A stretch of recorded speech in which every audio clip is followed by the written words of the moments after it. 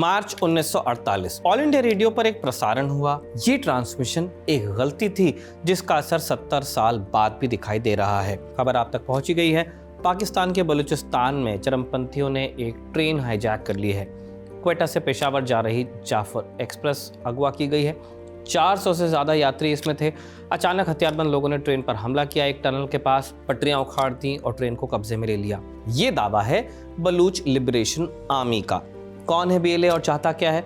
BLA Balochistan की आज़ादी की मांग करने वाले कई संगठनों में से एक है, लेकिन सबसे पुराना और सबसे असरदार है। आज़ादी की मांग क्यों? दरअसल बीएलए का मानना है कि 1947 में बंटवारे के वक्त पाकिस्तान ने बलूचिस्तान पर जबरदस्ती कब्जा किया। अब इस दावे की हकीकत क्या है? बलूचिस्तान पाकिस्तान के हिस्से में कैसे गया, यही जानेंगे इस वीडियो में। नमस्ते, मैं हूं निखिल और आप खबरगांव देख रहे हैं। बलूचिस्तान क्षेत्रफल के हिसाब से बलूचिस्तान पाकिस्तान का सबसे बड़ा सूबा है। कुल एरिया का 44% हिस्सा जो पाकिस्तान में है वो बलूचिस्तान का ही है, पर यहाँ पाकिस्तान की सिर्फ 5% आबादी रहती है। दूर दूर तक फैले पहाड़ हैं, रेगिस्तान और खनिज संपदा से भरा इलाका बड़ा खूबसूरत भी है। आज जिसे हम बलूचिस्तान कह रहे हैं वो कभी एक नहीं 4 अलग अलग रियासतें थीं। कलात, खारान, लौसबुला और मकरान। अंग्रेज़ों के ज़माने में ये रियासतें पूरी तरह से उनके तहत नहीं थी। 1870 में अंग्रेज़ों ने कलात के खान से एक संधि की। यहाँ के हाल कुछ कुछ भूटान जैसे ही थे। ब्रिटिश फौज के कुछ जवान तैनात रहते थे, बस बाकी कामकाज रियासतें खुद संभालती थीं। जब 1947 में बंटवारे की बात चली, अंग्रेज़ों ने कलात को भूटान और सिक्किम वाली कैटेगरी में रखा, यानी ये खुद फैसला ले सकते थे कि किधर जाना है, आज़ाद रहना है, क्या करना है। बंटवारे के वक्त 3 रियासतों खारान, लौसबुला और मकरान ने पाकिस्तान का रुख किया, लेकिन कलात के शासक मीर अहमद खान ने अपने फैसले का ऐलान किया कि हम आज़ाद रहेंगे। दिलचस्प बात यह कि इस आवाज़ को समर्थन देने वाला शख्स वही था जिसने पाकिस्तान बनाया था, मोहम्मद अली जिन्ना। पाकिस्तान बनाने की लड़ाई लड़ रहे जिन्ना कलात की स्वतंत्रता की वकालत क्यों कर रहे थे? इसके पीछे मीर अहमद खान और जिन्ना की गहरी दोस्ती थी। दरअसल 1946 में जब बंटवारे की भूमिका तैयार करने के लिए कैबिनेट मिशन हिंदुस्तान आया, तब मीर अहमद खान ने भी अपना वकील भेजा था और ये वकील और कोई नहीं मोहम्मद अली जिन्ना ही थे। दोनों की अच्छी बनती भी थी। मीर अहमद ने मुस्लिम लीग को खूब पैसा दिया था और बदले में जिन्ना उनकी पैरवी किया करते थे। जिन्ना ने कैबिनेट मिशन से कहा कि कलात को आज़ाद घोषित कर दिया जाना चाहिए, क्योंकि कलात की संधि ब्रिटिश इंडिया से नहीं थी, सीधे ब्रिटिश क्राउन से थी। यानी कलात के आज़ाद रहने के सबसे बड़े पैरोकार खुद जिन्ना थे। मीर अहमद खान को जिन्ना से उम्मीद थी, लेकिन उन्होंने जिन्ना के सामने भी सारे पत्ते नहीं खोले थे। मीर अहमद ने समद खान नाम के एक बलूच नेता को दिल्ली भेजा। क्यों भेजा? जवाहरलाल नेहरू से मुलाकात करने के लिए। समद ने नेहरू के सामने कलात की स्वायत्तता की बात उठाई, लेकिन चूंकि नेहरू दूसरे मामलों में बिजी थे, ज्यादा ध्यान वो दे नहीं पाए।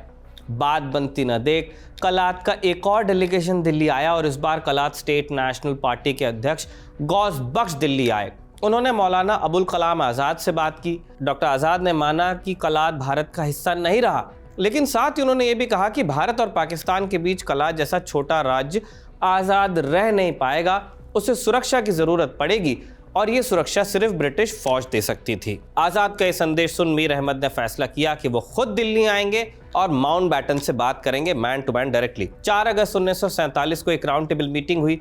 इसमें लॉर्ड माउंटबैटन और जिन्ना भी थे। जिन्ना अब भी कलात की आज़ादी के पक्ष में थे। मीटिंग में तय हुआ कि कलात एक आज़ाद देश होगा और खरान और लौसबुला का भी उसमें विलय करवाया जाएगा। 15 अगस्त 1947 को हिंदुस्तान आज़ाद हो गया। इसके अगले दिन कलात ने खुद को आज़ाद घोषित किया। मीर अहमद खान ने तुरंत अपने यहाँ यानी कि कलात में एक संसद का भी गठन किया। संसद की मीटिंग हुई और कलात की आज़ादी का प्रस्ताव पास कराया गया। कलात ने घोषणा की कि पाकिस्तान से उसके दोस्ताना रिश्ते होंगे। पाकिस्तान भी नया नया ही बना था, जिन्ना वहाँ बिजी थे। यहाँ तक सब ठीक था, लेकिन 21 अगस्त 1947 को एक घटना ने स्थितियों को जटिल किया। हमने पहले बताया था कि बलूचिस्तान में 4 रियासतें थीं। कलात तो आज़ादी की घोषणा कर रहा था, लेकिन खारान के शासक मीर मोहम्मद हबीबुल्लाह का इरादा और था। उन्होंने जिन्ना को एक खत लिखा। उसमें लिखा कि मेरी सल्तनत कभी कलात के काबू में नहीं आएगी और हम उनका भरपूर विरोध करेंगे। जाहिर था ये खारान की तरफ से पाकिस्तान में विलय का संकेत था। जिन्ना ने पुरानी दोस्ती देखते हुए मुद्दे को टाला, लेकिन धीरे धीरे लौसबुला और मकरान ने भी पाकिस्तान में विलय की इच्छा जताई। कलात पर प्रेशर पड़ने लगा। अक्टूबर 1947 में जिन्ना ने खुलकर कलात से पाकिस्तान में विलय की मांग रख दी। तब कलात की तरफ से उन्हें जवाब दिया गया कि अफगानिस्तान और ईरान की तरह हमारी संस्कृति भी पाकिस्तान से अलग है।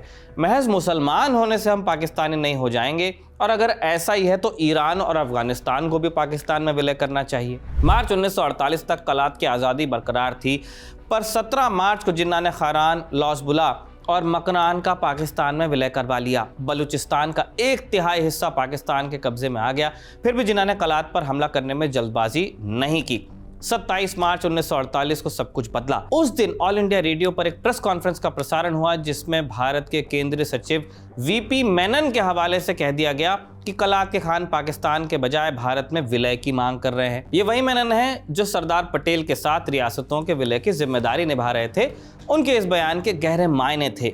जब कलात के खान ने खबर सुनी, उन्हें समझ आ गया कि पाकिस्तान अब चुप नहीं बैठेगा। इंडिया की तरफ से हिंट आ रही है। अगले दिन भारत के प्रधानमंत्री नेहरू ने संविधान सभा में स्पष्ट किया कि ऐसा कोई बयान दिया ही नहीं गया। ऑल इंडिया रेडियो की खबर गलत थी, लेकिन तब तक बहुत देर हो चुकी थी। 28 मार्च को जिन्ना ने पाकिस्तानी फौज को कलात पर चढ़ाई का हुक्म दे दिया।